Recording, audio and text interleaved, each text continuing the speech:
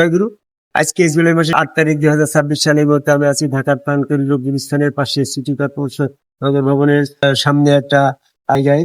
একটা বিষয় বলতে চাচ্ছি, মানুষের বৈশিষ্ট্য, শয়তানের বৈশিষ্ট্য কি, ফেরেশতার বৈশিষ্ট্য কি, এবং আল্লাহ পাকের বিষয়বস্তু কি, এই চারটি বিষয় নিয়ে কথা বলতে গেলে আল্লাহ পাক ফেরেশতাদের ক্ষেত্রে ক্ষমতা দিল যে কোনো মানব রূপ ধারণ করে পৃথিবীতে বিচরণ করতে পারবে, যে কোনো সময় যে কোনো রূপ পরিবর্তন করতে পারবে। এটা ফেরেশতাদেরকে আল্লাহ ক্ষমতা দিয়েছে। জিবরাইল ফেরেশতা মানব রূপ ধারণ করেছে সূরা নামে 9 নম্বর আয়াত, এবং সে লূত আলাইহিস সালামের কাছে এসেছে, মুহাম্মদ সাল্লাল্লাহু আলাইহি ওয়াসাল্লামের কাছে এসেছে। এটা কোরআন ভিত্তিক প্রমাণ পাওয়া যাচ্ছে।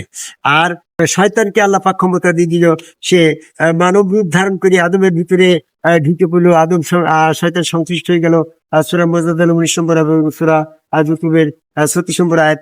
মানুষ যখন আল্লাহর শরণে গাফিল থাকে, সে শয়তান তার সাথে যুক্ত হয়ে যায়। তাহলে যে মানুষটার সাথে শয়তান যুক্ত হয়ে যায়, শয়তানের দলভুক্ত হয়ে যায়, সে ওই মানুষটা চেহারা সুরত দিয়ে শয়তান তখন বিচরণ করতে পারে, এবং সে মানব রূপ ধারণ করে বিভিন্ন জায়গায় বিভিন্ন মানুষের রূপ ধারণ করে মানুষকে প্রবঞ্চিত করতে পারে। এই ক্ষমতা আল্লাহ পাক মানুষ শয়তানকে দিয়ে দিয়েছে।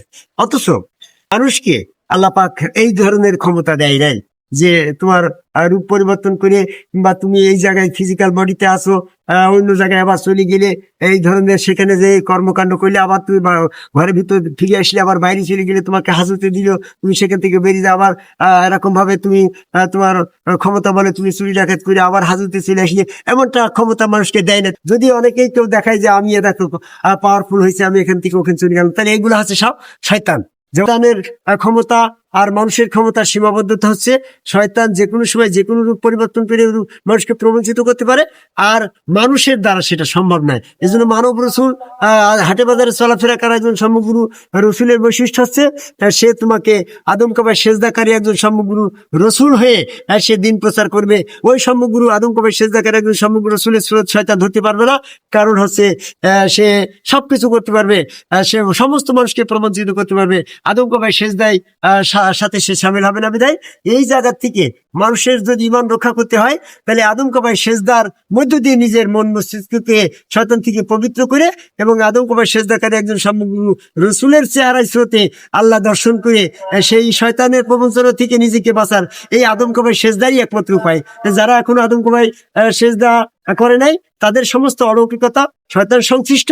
আর যে সমস্ত ভক্তরা আদম কাবায় আল্লাহকে সেজদার মাধ্যমে ধ্যান সাধনায় নিমজ্জিত, তারা স্বপ্নে রসুল স্রোতে আল্লাহ পাকের দর্শন লাভ করছে। কারণ আল্লাহ মানব স্রোতে ছদ্মবেশ ধরে, রসুল স্রোতে ছদ্মবেশ ধরে মুহাম্মদ সাল্লাল্লাহু আলাইহি ওয়াসাল্লামের কাছে দর্শন দিয়েছে।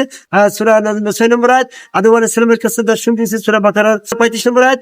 মুসা আলাইহিস সালামের সাথে পাহাড়ে দর্শন দিয়েছে সূরা তার 12 নম্বর আয়াত। এজন্য আদম কাবায় সেজদাকারী একজন সমগ্র রসুল স্রোতেই আমাদেরকে ধ্যান সাধনায় নিমগ্ন হয়ে আল্লাহ পাকের দর্শন লাভ করতে হবে।